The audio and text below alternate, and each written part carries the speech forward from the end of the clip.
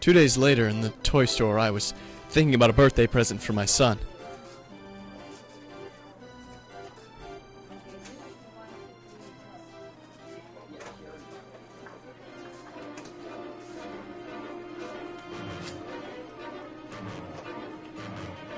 There he was, my therapist, staring at me.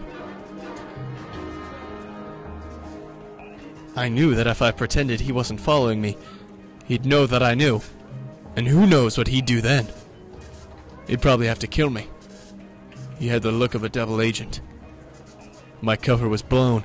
I couldn't risk making a move in the crowd. Neither could he. Too many witnesses. Ducking behind a shelf, I got my chance. He made a break for the Barbies. I had to take him down. Take him down first.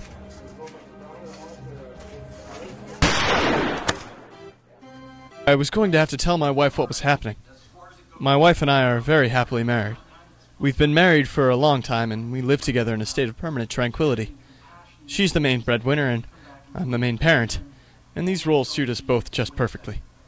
That's not to say we haven't had our ups and downs, because we have. There was that little problem I had with the Mormons the year before. She knew all about that.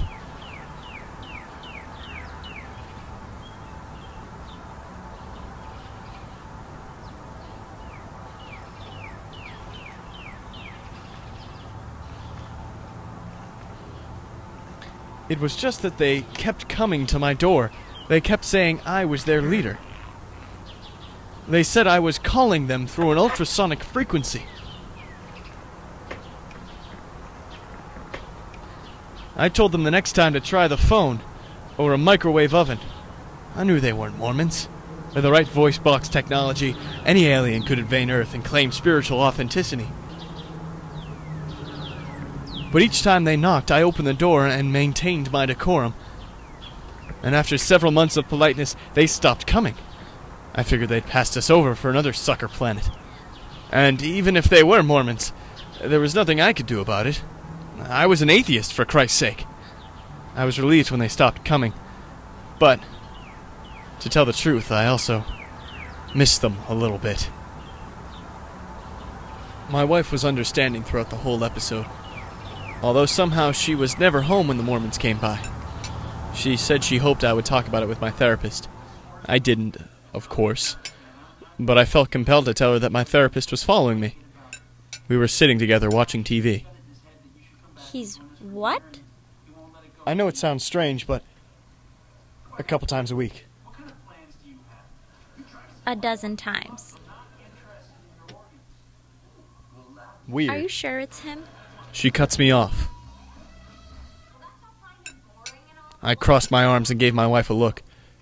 The boy was in bed, fast asleep. He was very good at falling asleep. It was one of the many things I admired about him, and the way he lived his life. I don't know what to say. Well, he must be in love with me, don't you think? In love with you? Reverse transference or something. You should report him. To whom? I don't know.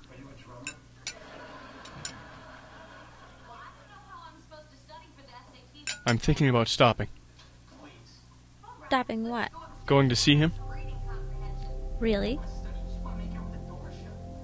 I mean, clearly, he's the one with the problem here, not me. I don't know, honey. What? Maybe you need that therapy.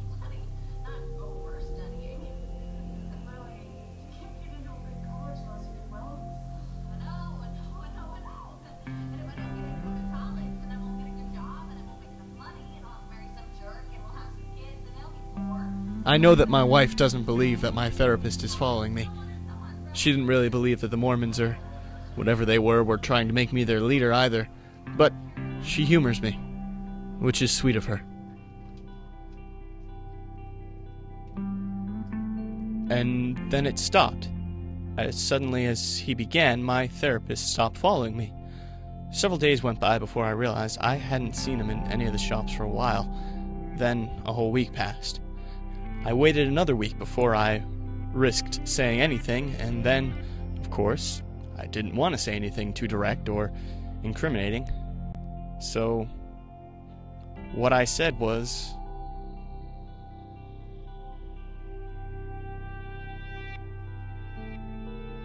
I'm thinking about getting in touch with my father.